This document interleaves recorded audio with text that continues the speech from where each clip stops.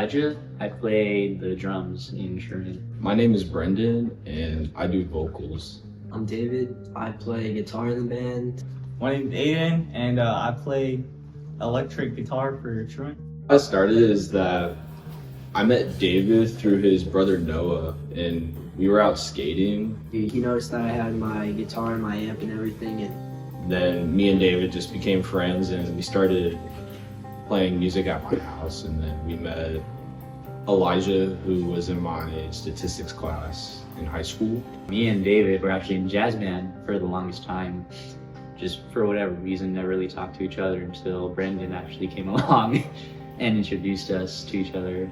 Then we met our bassist, Steve. He just came up and stole the mic from me, and then we just became friends after that. I was already in another band, and I was good friends with the members of Truant. I ended up jamming with them, and then I practiced their songs, and they didn't even tell me if I was in the band. I was just in the band already, pretty much, right? we jammed one time, and that very same day, like, we went out to a show and we started introducing ourselves as a band and all this. And it was pretty funny.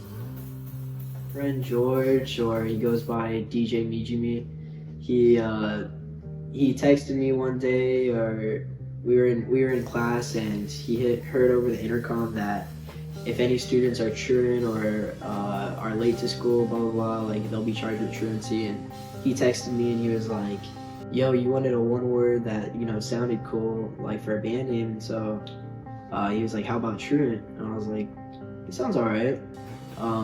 But we didn't utilize it until maybe the next year, I would say, or so. It's influenced by Screamo for sure. Call it just Screamo. Kind of towards the latter half of the band, we kind of started going more towards like a metalcore route. Still pretty screamo throughout, but you can kind of hear the evolution from our first couple songs off the demo all the way to, you know, the EP.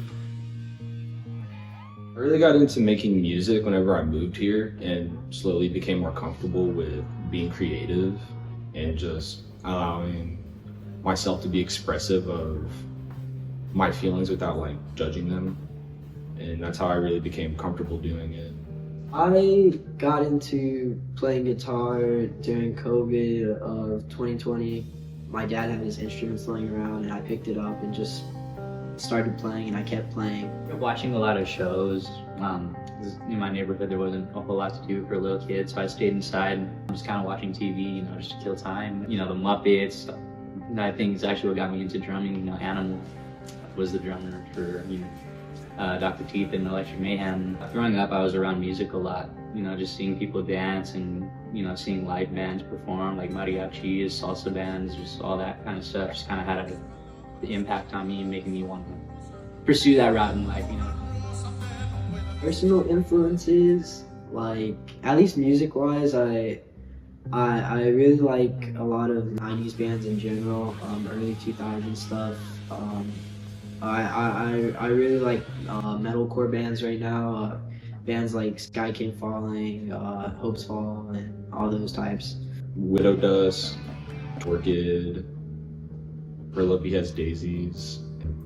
Up to Dead Blue Skies is tough. It's a tough band. Travis Barker's hands down my biggest influence ever. For those of you who know me know I'm the biggest Blink 182 fan. Just his style, like his musicality, his innovative writing is really what kind of pushed me to kind of pursue drums and really consider, you know, making music and really trying to chase this thing.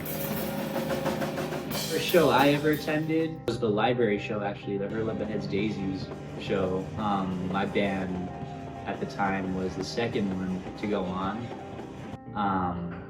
Don't look for that video. But my very first show and my very first DIY show was the library show, Her Love That Has Daisies first show. First show was a DIY like spot. It would probably have to be like maybe like Victim Blam's like release show or something. Like, that was like probably the most DIY spot that I can remember, and I think that was before we even started the band. For the most part, it's a beautiful scene, you know. It's real nice seeing all these younger people, you know, around my age, even younger now than when I came in, just finding a space to, express who they are and to create something beautiful and contribute to the art form and really just art itself. I'd say the artists are some of the nicest people for the most part, at least in the Screamo and, our little scene. For the most part, it's awesome, but there are a couple bad apples. But the music's good. I like the music. It's pretty good, to be honest. Kinda. I feel like San Antonio doesn't really know how to behave when it comes to shows. You do have those bad apples every now and again, but just try to avoid it the best you can, and it's great. It's a great thing to be around. We've played all around. We've played mostly here in San Antonio. We play at Paper Tiger. And probably been the best place we played at. We played at this one venue called The Alley, and it was a DIY venue by this guy named Brandon who ran this magazine called 9-Pin Punk, and it was awesome. I miss it. My personal favorite and what I think our best show was July 4th. To me, it was just a different feeling, I don't know, I can't explain it, but I remember getting off of work because I had to close at work that day and pulling up to the venue, and something about it, man, it was electric. There's just nothing but good vibes all around. Everyone was excited, everyone was happy. It just, I don't know, there's a different energy to it, and I was really messing with it a lot.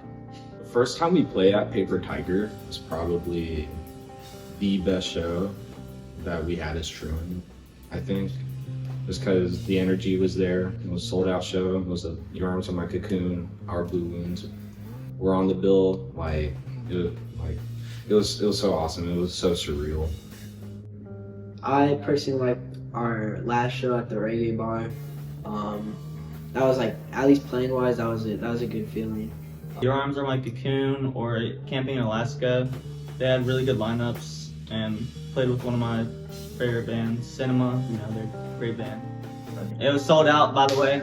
Sold out at Paper Tiger. Some light. We do that all the time. Worst shows in Houston. My voice was messed up, and I had a headache, and I felt like I was gonna throw up. And then Seth started doing vocals for me. It was a pretty decent turnout at the beginning, but then we're the last band to play. We drove 3 hours. Bro, there was David remembers, there was 3 people watching us. It was horrible. The process for making music with Truant was David would come with the riff. We go off of that and we just kind of have a jam session and see where it goes. I just created second parts. We built the music around it, and just through hearing the music, I'd make lyrics. If we hear something that we really like, we'll keep it in and we'll keep just adding on to it like that. Whenever I'd write parts, I'd just get a bass part down, and then the more we played it, the more we'd run through it, I'd spice it up. Let it evolve naturally, let it breathe, let it ebb and flow. So I'm in another project called The New Day. A New Day. New Day is most of the former members of Truant, except Elijah. But yeah, that's the main project. Screamo. It's cool. Not recently, but a few months ago, I joined Menorah, who's an alternative grunge band, kind of out of San Antonio. We're in the studio right now. We're writing up an album. We're recording, writing new music. So just gonna look out for that. You can go check out 15-Year Duel. 15-Year Duel. Check out Menorah, Because It Cannot Stop, Not Even for Death, because they're awesome. Symphony of Azara. Cinema. Inner Shadow Grave. Isidio. And Sunday, but hours away. All those guys. All the demos and our little EP that we did. Truant stuff is all on Bandcamp. Everything else is going to be on